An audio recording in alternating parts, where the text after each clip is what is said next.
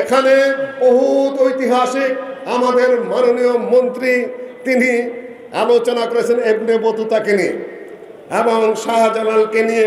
এটা অনেক পরবর্তীর ইতিহাস, কিন্তু আরও আগের ইতিহাস হলো সাহাবিগণ এই উপমহাদেশে এসেছিলেন, ভারতে এসেছিলেন।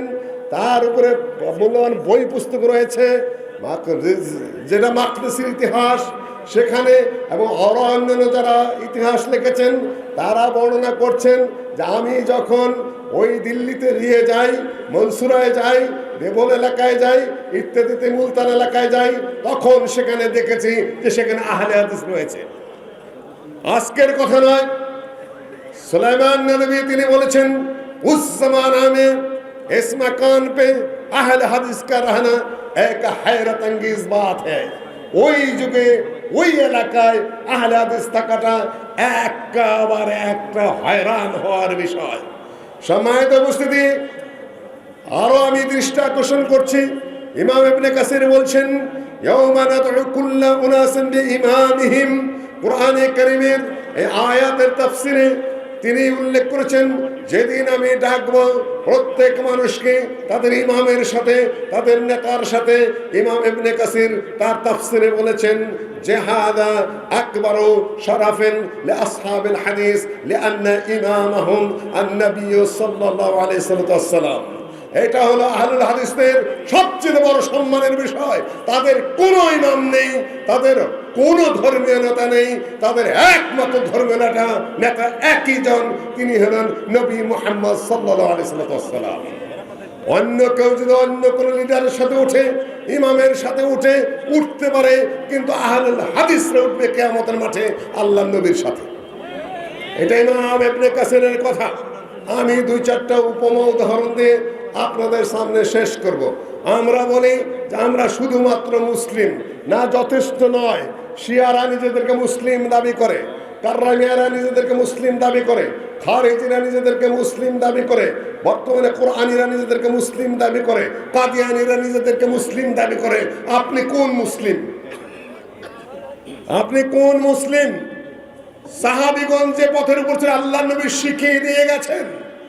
افترقت اليهود على 71 فرقة وافترقت النصارى على 72 فرقة ستفترق أمتي على 73 فرقة كلهم في النار إلا واحدة قيل من هم يا رسول الله قال ما أنا عليه وأصحابي।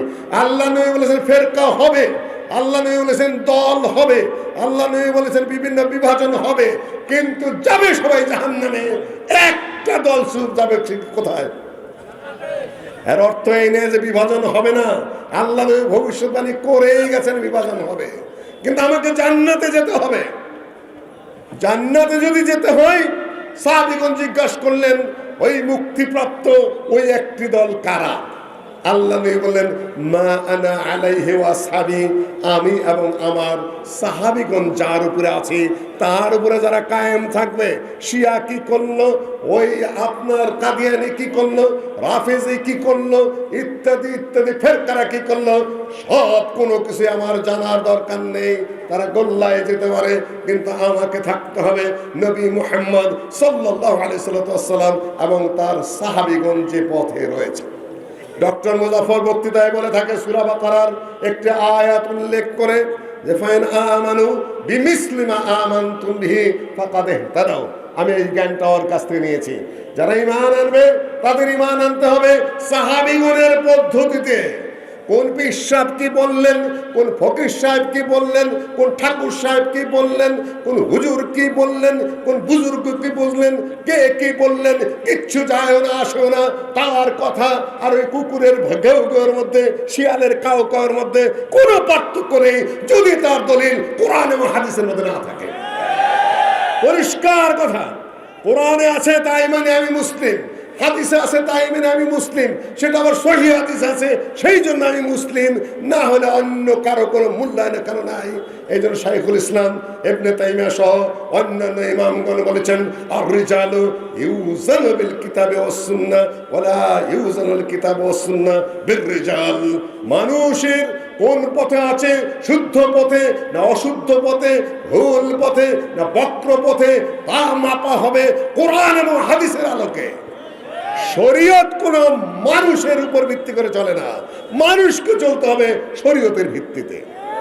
সম্মানিত বুঝতে আমার সমস্যা কি? কোরআন আমার সামনে রয়েছে, আমার সামনে শুদ্ধ ব্যাখ্যা রয়েছে, হাদিসগুলা বাছাই করা হয়েছে, সেগুলা কিতাব আকারে লিপিবদ্ধ রয়েছে। মাননীয় মন্ত্রী সাহেব উপস্থাপন করেছেন সহিহ বুখারী মুসলিম, আপনারা তার সাথে তিরমিজি যোগ করেছেন এবং বলেছেন শুধুমাত্র উজবেকিস্তান নয়, ওই area Bukhara, Samarkand, Uzbekistan, Tajikistan ইত্যাদি এলাকায় ইমাম বুখারী, ইমাম মুসলিম আর এই দিকে জন্ম, ইমাম তিরমিজির জন্ম ওখানে। মাননীয় মন্ত্রী সাহেব ওখানে বলেছেন এটা রাইট কথা, কিন্তু ইমাম বুখারী কবর বানাইতে বলছেন কিনা? প্রশ্ন এই জায়গায়। আমি মাননীয় মন্ত্রীর দৃষ্টি আকর্ষণ করব, ইমাম বুখারী কবর বানাতে বলেন নাই, ইমাম তিরমিজি বলেন নাই আমার কবরে তুমি মাজার বানাও। উনি বলেছেন সৌদি আরবে কবর মাজার নেই সমান, আলহামদুলিল্লাহ এটাই শরীয়ত। মরক্কোতে বলেছেন উনি দেখেন নাই, এটাই শরীয়ত, রাইট শরীয়ত। উনি ওই দিকেই কথা বলেছেন, এই জন্য তাকে ধন্যবাদ। কিন্তু যদি বলেন যে কেউ যদি বলে Bukhara, Samarkand, Uzbekistan, Tajikistan, Kazakhstan, Khwarezm ইত্যাদি ইত্যাদি এলাকায় যে সকল মনীষীদের জন্ম হয়েছে, বুখারী মুসলিম ইত্যাদি, বুখারী এবং তিরমিজি সহ অন্যান্য বড় বড় মুহাদ্দিসিনদের এবং আলেম ওলামার তাদের কবরে মাজার বানাইতে যদি বানিয়ে থাকে সেটা বেদাত, সেটা হারাম, সেটা অন্যায়। কারণ ইমাম বুখারীও বলেন এটা করতে, ইমাম তিরমিজিটা বলে না, দুইটা গুলিয়ে ফেলা যাবে না। সম্মানিত উপস্থিতি, যে মিথ্যা কেসে ডক্টর মুজাফফরকে ফেলা হয়েছে, তিনি খালি কবরের প্রচার করতেন, তাকে ডক্টর মুজাফফর ঠিক মতো চিনেও না। তাকে দু একদিন সৌদি এম্বাসিকে ডাকাও হয়েছিল, তাকে বলেছে সৌদি অ্যাম্বাসেডরের প্রতিনিধিরা তুমি খালি কবর দেখাও, তুমি খালি মাজার দেখাও, ওহাবি হবে বলে গাড়ি দাও, তুমি যেগুলা করো তোমার হজের লাইসেন্স বাতিল করে দেব। আমার সামনে ঘটনা ঘটেছে, কোথায় কে তার উপর আক্রমণ চালালো, কে কি করলো না করলো, কোথায় ডক্টর মুজাফফর তখন আরো বাচ্চা মানুষ, ছেলে মানুষ, তার উপর সেই কেস পড়ে আছে। সে দোয়া করবে আল্লাহ যাতে তার উপর থেকে বালা মুসিবত তুলে নেয়। সম্মানিত উপস্থিতি, ইমাম বুখারীর মৃত্যুর সময় বলে গেলেন, রাস্তায় যাচ্ছেন, সঙ্গী বললেন, তিনি তখন বললেন আমার মৃত্যুর সময় তাআম্মামা, পাগড়ি বাঁধলেন।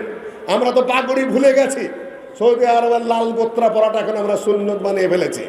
লাল গোত্রার কোনো শরীয়তের কোনো বিধানই নাই, টুপিরও তেমন নাই, আছে পাগড়ির। আমি এই টুপি পরিয়ে এটা ফ্যাশন, এটা সুন্নত না, নফল না, কিচ্ছু না। যদি কিছু থেকে থাকে সেটা আছে পাগড়ির মধ্যে। আগের যুগের আলেমদেরকে দেখতাম, হাবিবুল্লাহ খান রহমানি, আহমদুল্লাহ রহমানি, মোল্লা আনিসুর রহমান, কবিরুদ্দুর রহমানি সহ যে আলেমদের পিছনের বেঞ্চে বসার যোগ্য না, তারা পাগড়ি বাঁধতেন। আহলে হাদিসরা এখন পাগড়ি বাদ দেয়া রুমাল দেওয়া শুরু করেছেন। দেন, কোনো সমস্যা নাই, কিন্তু পাগড়ি বাদ দিলেন কেন? ইমাম মুসলিমের মাথায় পাগড়ি থাকতো, বাইনাল কাতিফাইন। ইমাম মুসলিমকে দেখা যাচ্ছে বড় সড়ো মানুষ, সুন্দর মানুষ, লম্বা দাড়ি এবং ঘাড়ের উপরে পাগড়ি। ইমাম বুখারী রাহিমাহুল্লাহ ফাতাআম্মামা, তিনি পাগড়ি মাথায় বাঁধলেন, হেঁটে কিছুদিন গেলেন, সওয়ারিতে উঠবেন। এই সময় বললেন আমার মৃত্যুর সময় হয়ে গেছে, শোনো হে সঙ্গে, আর তুমি আমাকে কাফফিনুনি বিসালাসাত আসওয়াব, তোমরা কিন্তু আমাকে 3 কাপড়ে কাফন দেবে। আর সেই মানুষের কবরে যদি মাজার বানানো হয় তাহলে কখনো সেটা শরীয়ত নয়। শরীয়ত হলো কোরআন এবং হাদিসে। এটাই আহলে হাদিসরা বলে পরিষ্কার হবে, আমিরাতুন নাসিমা তাসলা নারান হামিয়া তুসকা মিন আইনিন আনিয়া। আমল করতে করতে, কাজ করতে করতে পরিশ্রান্ত হয়ে গেলেন, ঘর্মাক্ত হয়ে গেলেন, শীতের মধ্যে উঠলেন, কিন্তু আমলটা কি বেদাতি তরিকায়, সেটা সুন্নতের মধ্যে কিছুই নাই। আমল কবুল হবে কিনা? কিছুই হবে না, কবুল হবে না। কাজই যদি করবেন, আপনি একটা ল্যাবরেটরি করেছেন সায়েন্স ডিপার্টমেন্টে, তাই না? আপনি ভুল পথে যদি ল্যাবরেটরিতে পদার্থগুলো মিশ্রিত করেন, সেটা বিস্ফোরণ ঘটবে না কোনো আবিষ্কার হবে? বিস্ফোরণ ঘটবে। আপনি ভুল পথে যদি ইবাদত করেন শরীয়তের দলিলবিহীন ভাবে, তাহলে সেটা বিস্ফোরণ ঘটবে না, আপনি সওয়াব পাবেন। ভুল হবে সেটা। যুগের পর যুগ আহলুল হাদিসরা শুদ্ধ পথ দেখে এসেছে, সহিহ পথ দেখে এসেছে, মানুষকে সহিহ আকীদার কথা বলে এসেছে, মানুষকে সহিহ আমলের কথা বলে এসেছে, মানুষের সামনে সহিহ হাদিস উপস্থাপন করেছে, মানুষের যে ভুলটা ধরিয়ে দিয়েছে, মানুষের বিভ্রান্তির দিকে তাদেরকে ফিরিয়ে নিয়ে এসেছে। এটাকে অপরাধ না সৎ কাজ। না ন্যায় কাজ? সেটা ন্যায় কাজ। এবং মানুষ আস্তে আস্তে ইসলাম গ্রহণ করছে নতুন করে, যেমন তেমন মানুষের আকীদা এবং আমল সংশোধিত হচ্ছে, মানুষের গতিবিধি সহিহ হাদিসের দিকে এগিয়ে আসছে। এবং আমাদের এই দারুল হুদা কমপ্লেক্সে কিন্তু সেখানে একটা বিরাট ভূমিকা পালন করে চলেছে। সম্মানিত উপস্থিতি, আজকে কবর পূজা, আজকে মাজার পূজা, আজকে কবর থেকে কিছু আসে এই ধারণা, তারপরে পীর পূজা, ঠাকুর পূজা ইত্যাদি ইত্যাদি মারাত্মক ভাবে যেগুলো চলছিল, সেগুলার অসারতা আস্তে আস্তে আহলুল হাদিসরা প্রমাণ সহকারে মানুষের সামনে উপস্থাপন করছে। আর এই কারণে আমাদের কবর ব্যবসায়ী, মাজার ব্যবসায়ী, পীর পূজারী, তাবিজের ব্যবসায়ী ইত্যাদিদের অবস্থা দিন দিন খারাপ হয়ে আসছে। আর তারা দিন দিন মরণ কামড় দেওয়া শুরু করেছে এবং তারাও বলা বলি শুরু করেছে দেশটা তখন আহলে হাদিসের হয়ে যাচ্ছে। কি আফসোস, ওই ব্যক্তি যে ব্যক্তি বলেছিল আহলে হাদিসের পিছনে সালাত হবে না, কেন? যেহেতু মেসাক করে তারা, সালাতের আগ মুহূর্তে দাঁতের গোড়াতে রক্ত পড়ে, ওযু নষ্ট হয়, ইমামের ওযু না থাকলে মুক্তাদের সালাত হয় না, এই জন্য আহলে হাদিসের পিছনে সালাত হয় না। উনি আবার বলে দিলেন দেশ তো আহলে হাদিসের দিকে চলে যাচ্ছে সব। আহলে হাদিসরা তো তোমার মতো যারা আহলুল হাদিসের বক্তব্য শুনে তোমার পোস্ট থাকতে পারে, তোমার পজিশন থাকতে পারে, তোমার মাথায় পাগড়ি থাকতে পারে, আগে আল্লামা মুফতি বহুত কিছু থাকতে পারে, কিন্তু সাধারণ মানুষ তোমার মতো মূর্খ না। তারা বুঝে তুমি কোন বিভ্রান্তি করে কথাবার্তা বলছো। তোমার মুখে পান, তোমার মুখে খয়ার, তোমার মুখে জর্দা, তুমি দাঁত মাজো না জীবনে, তুমি দাঁতে ঘষা দিলে রক্ত পড়বে। আহলে হাদিসের মুখ কি ওরা পচা নাকি? তারা দাঁতের আগে একটু ঘষে। হাদিস সহিহুল বুখারীতে আসওয়াকু মাতাহাতুন লিল ফাম ওয়া মারদাতুন লির-রাব, মেসওয়াক করলে দাঁত পরিষ্কার থাকে, আল্লাহ সন্তুষ্ট হন। এবং কোন সাহাবী মেসওয়াক কানের মধ্যে রাখতেন, সালাতের আগে দাঁতটা একটু ঘষা দিয়ে সালাতে দাঁড়িয়ে যেতেন। ওইখানে কেউ উনি জোরে জোরে ঘষাতেন নাকি রক্ত বের হওয়ার জন্য? এই মুফতি সাহেব এখন বলা শুরু করছে দেশ আহলে হাদিস হাতেই চলে গেল, যাবে। স্বাভাবিক ভুয়া কথা, বাজে কথা, আহাম্মকের মতো কথা, পেঁচা কোচা কথা মানুষ আর শুনবে না, এটাই স্বাভাবিক। সম্মানিত উপস্থিতি, ডক্টর জাকির নায়েককে বন্ধ করে দিলেন। একেবারে সেই যুগে ছিল এক আধা নাস্তিক পররাষ্ট্র, সে তখন তথ্য মন্ত্রী ছিলেন, তিনি সুযোগটা নিয়ে নিলেন। জাকির নায়েকের কথার মধ্যে নাকি ইসলাম বিরোধিতা আছে, জাকির নায়েকের কথার মধ্যে নাকি একেবারে ধর্মের বিরোধিতা আছে, কুরআন সুন্নাহর সাথে যায় না, বলতেছে কে? এক আধা নাস্তিক মন্ত্রী। ধর্মের প্রতি তার কত মহব্বত! আর মাঠে নামিয়ে দিলেন তাদের খালাতো ভাইগুলাকে। দুনিয়ার যত বেদাতি, দুনিয়ার যত কবর পূজারী, দুনিয়ার যত মাজার পূজারী, সব মিলা বেদাতি, নাস্তিক আর মাজার পূজারীরা সব একত্র হয়ে ডক্টর জাকির নায়েকের বিরুদ্ধে লাগলেন। প্রচার বন্ধ আছে? প্রচার বন্ধ আছে? ধর্মকে বন্ধ করা যায় না, সত্য কথা বন্ধ করা যায় না। ধর্মের ঢাকনাকে আপনি বাজে না, আপনি বাজে না। মন্ত্রী সাহেব বলে গেলেন, যদি সৎ লোকেরা পিছিয়ে থাকে, জীবনের ঝুঁকি যদি না নেয়, প্রতিবাদ যদি করতে না যায়, অসৎ লোকেরাই প্রাধান্য পাবে। আপনি এইরকম ঠিক একই কথা, দিনের কথা, ধর্মের কথা, আকীদার কথা, সুন্নতের কথা, শিরকের বিরোধিতার কথা, বেদাতের বিরোধিতার কথা, সহিহ হাদিসের উপরে আমলের কথা আপনি যদি সাহসিকতার সাথে না বলেন, তাহলে বেদাতিরাই প্রাধান্য পেয়ে যাবে। বহু মামলা মাথায় নে, বহু মোকদ্দমা মাথায় নে, বহু সমস্যা মাথায় নে, মাঠে ময়দানে বহু কিছু নিয়ে যারা দিন ধর্ম প্রচার করে চলেছেন আগের থেকে, এখন তা আমরা রাজকীয় হালতে আছি।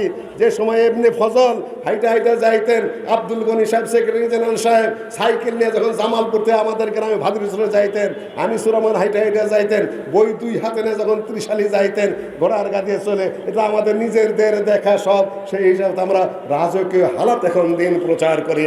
আলহামদুলিল্লাহ, এত তারা কষ্ট করে ফিল্ডগুলো তৈরি করে দিয়ে গেছেন, সেখানে আমরা বক্তব্য দিচ্ছি মাত্র, আমাদের তেমন কোনো অবদান আসলে নাই।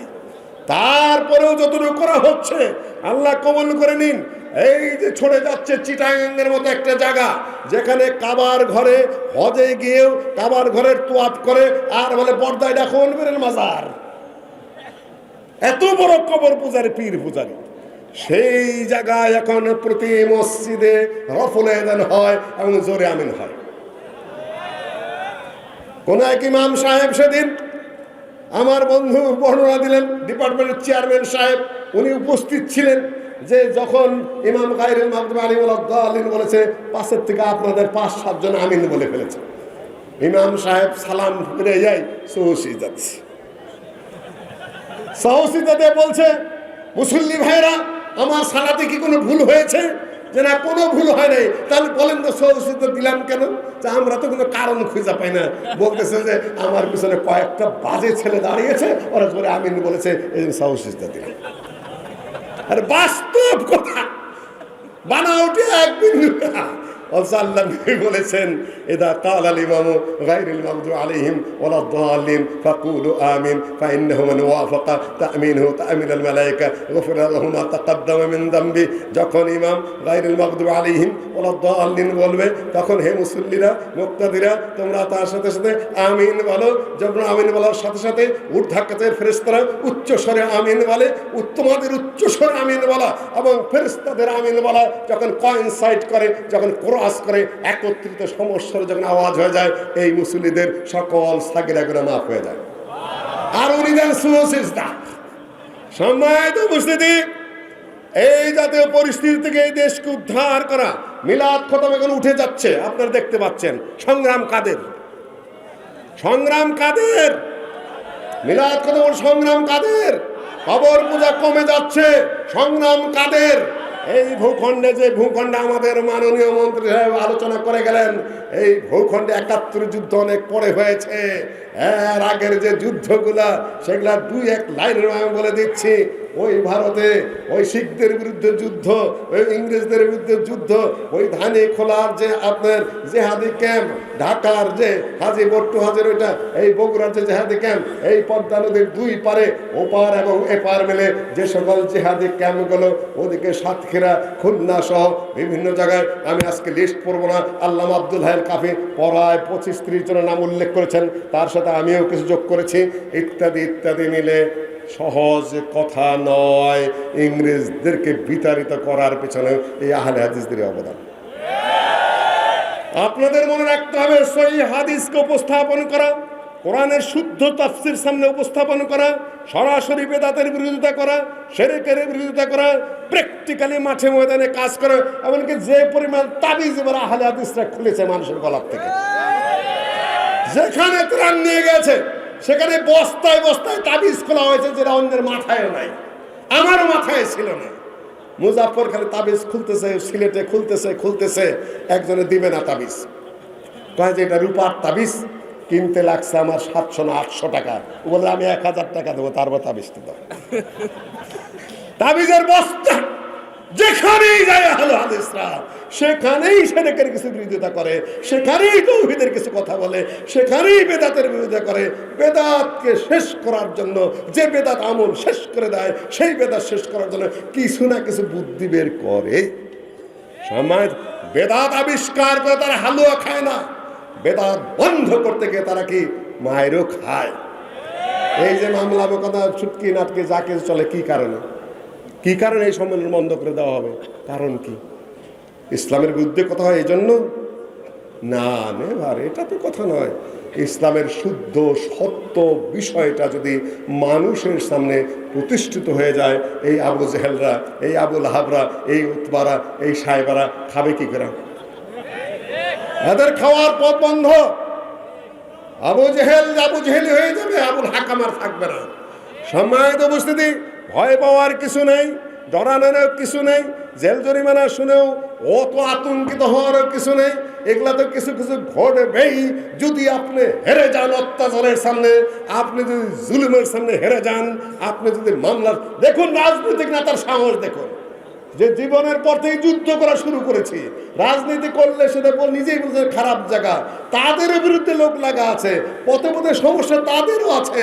আখিরাতের কি হবে তা তো আল্লাহই ভালো জানেন, সেটা ভালো হিসেবে আল্লাহ কবুল করুক। কিন্তু যারা দ্বীনের কাজ করছেন, তাওহীদের কাজ করছেন, সুন্নতের কাজ করছেন, সহিহ হাদিসের কাজ করছেন, আল্লাহ নবীর পক্ষে কাজ করছেন, আল্লাহর পক্ষে কাজ করছেন, দুনিয়া তো তাদের খায়ের আছে, আখিরাতে তাদের ভালোই আছে, আপনি ভয় পাবেন কেন? ভয়ে যদি পেয়ে যান হেরে যাবেন, ভাষা ঘুরানো যাবে না। আমি বেশি কথা বলবো না, নেতৃবৃন্দ উপস্থাপন আছেন, কিছুটা ঘাবড়ানো কথাবার্তা বলা হয়ে গেছে, ভুল মেসেজ যেন না চায়। সেটা হলো পার্লামেন্টে আমাদের একজন মুরব্বী বহুত খেদমত করে না হালে দিছে, স্লিপ অফ টাং হয়ে গেছে, এটা সত্য কথা। কিছু ভালো কথা এসেছে এবং জাতির কাছে মেসেজ গেছে, সেটা আহলে হাদিসরা ভোট দেয়, ভোট হারাম নয়। কাবি সাহেব ভোট হারাম বলেন নাই, তুমি বলবা কেন?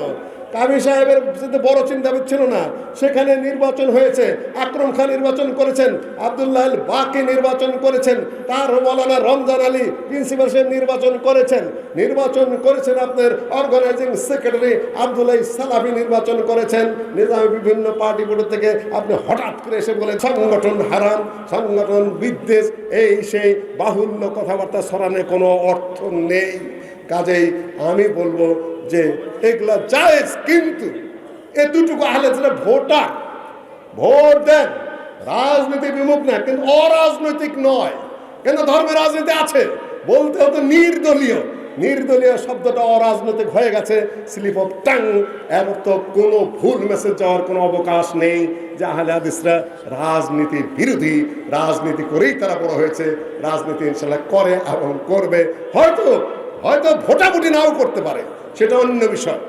সম্মানিত উপস্থিতি, আমি আর বেশি দূর আগাবো না, মেসেজটা শুধু ক্লিয়ার করে দিলাম।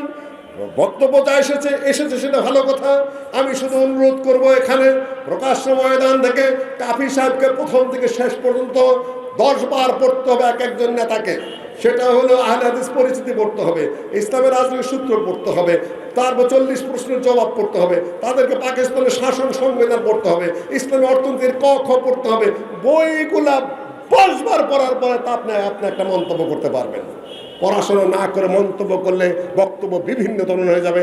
আমরা একটা শৃঙ্খলা আনতে চাচ্ছি।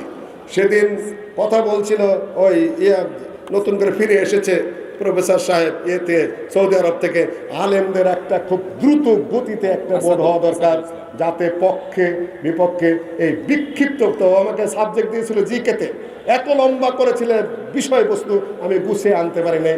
এখন সবচেয়ে বড় প্রশ্ন হয়ে গেছে যে বক্তব্য যেন বিশৃঙ্খল না হয়। কিছু দ্বিমত থাকবে, কিছু বিরোধ থাকবে, কথাবার্তা একটু থাকবে, বক্তব্য বন্ধ করা যাবে না। কিন্তু জাতীয় পর্যায়ে আহলে হাদিসের পক্ষ থেকে যে বক্তব্য যাবে, সেখানে যেন ভক্ত সবারই আছে কম বেশি, কারণ 1000, 2000, 5000, 7000 ভক্ত আছে, সেই ভক্ত নেই পুলকিত। সেখানে যেভাবে কথা বললে ঠিক বা ঠিক হয়, সেইভাবেই আমরা বক্তব্য দিয়ে চলেছি। ভুলে যান ওগুলা কথা, সেন্টার থেকে যে ধরনের কথাবার্তা আসবে সেটাকে আপনার কানে নিতে হবে। সম্মানিত উপস্থিতি, আমি আমার বক্তব্য শেষ করতে যাচ্ছি। আলহামদুলিল্লাহ, পরিস্থিতি ভালোর দিকে এগিয়ে চলেছে আমাদের কার্যক্রম। আমরা কাছাকাছি সবাই এসে যাচ্ছি। মূলত মৌলিক দ্বিমত নেই। অনেকেই বলতে চান মুখস্থ বক্তব্য শিখে দেওয়া হয়েছে, কিসের আহলে হাদিস হবো? মন্ত্রী মহোদয় যেমন বলে গেলেন, ইসলাম গ্রহণ করছে মানুষ খুব বেশি, কিন্তু মুসলিমদের মধ্যে সবচেয়ে বিরোধ বেশি। ওটা আল্লাহ নবী বলে গেছে, বিরোধ থাকবে, কিন্তু হকটা খুঁজে জান্নাতে যেতে হবে। কথা প্রসঙ্গ আসলেই বলেন যে আহলে হাদিসরা তো এই তোমরা তো অনেক দল। আরে কিসের অনেক দল? সবচেয়ে বৃহত্তর দল জমিয়ত আহলে হাদিস। সামান্য কেউ দু একটা সংগঠনের সাইনবোর্ড আছে, তারা তাদের ভাবমতে কাজ করে, কথা এক, কাজও এক, আমল এক, গতিবিধি এক। কেউ ভক্ত বেশি থাকলে দু একটা স্লিপ অফ টাঙে ডান বাম কথাবার্তা একটু হয়, থাকতেই পারে, কোনো সমস্যা নেই। কিন্তু সুযোগটা নিচ্ছে সাংঘাতিকভাবে। মূলত আপনাদেরকে আর প্রতিবাদ করতে হবে যে আমাদের এটা শুধু কিছু সাইনবোর্ড, আমরা একই নীতির উপর আছে। সুযোগ আমরা কাউকেই দেব না, পরিষ্কার কথা। বাকি যেটুকু সমস্যা আছে আমরা এখন আবার গোছানোর তালে আছি। গুছিয়ে আসছি, কাছাকাছি আসছি। সবাই যদি আপনাদেরও দাবি আছে সেই পথ ধরে আমরা আরও সুষ্ঠু কথা, সুষ্ঠু বক্তব্য, একই ধরনের ভাষা, একই ধরনের কথাবার্তা মাঠে ছেড়ে দিতে পারবো। বাকি আর আমি বাড়াবো না, শুধুমাত্র এইটুকু বলবো যে যেভাবে আহলে হাদিস বেড়ে যাচ্ছে, 4-5 কোটি পর্যন্ত পৌঁছে গেছে আলহামদুলিল্লাহ, তাদেরকে ঐক্যবদ্ধভাবে সমাজে দাঁড়িয়ে থাকতে হবে। আর আমি বেশি কিছু বললাম না, কেননা বক্তব্য মেরে জবান मेरे लिसान आज मसलहतन खामोश है। वो करना ये भी शोला बयान था। मेरे लिसान आज मसलहत में खामोश है। वो करना ये भी शोला बयान था। आज दिल के आरज़े में क्या है उसको निधन। वो करना ये बंदा कभी कड़ियाल जबान था। আমি খুব কড়া ভাষায় বহু কথা বলতে জানি, সুযোগ এসেছে, কিন্তু আমি বলবো না, কেন আমার জাতির, আমার কওমের মাসলাহাত ভালোর দিকে যাচ্ছে। ভালোর দিকে যাক, ভালো কামনা করি। রাত্রি অনেক, আপনারা ধৈর্যের সাথে অপেক্ষা করছেন, আরও অপেক্ষা করবেন, দোয়া করতে থাকুন। ইনশাআল্লাহ আপনারা যে ভালো চান সেই ভালোই আসবে। আসসালামু আলাইকুম ওয়া রাহমাতুল্লাহি ওয়া বারাকাতুহু।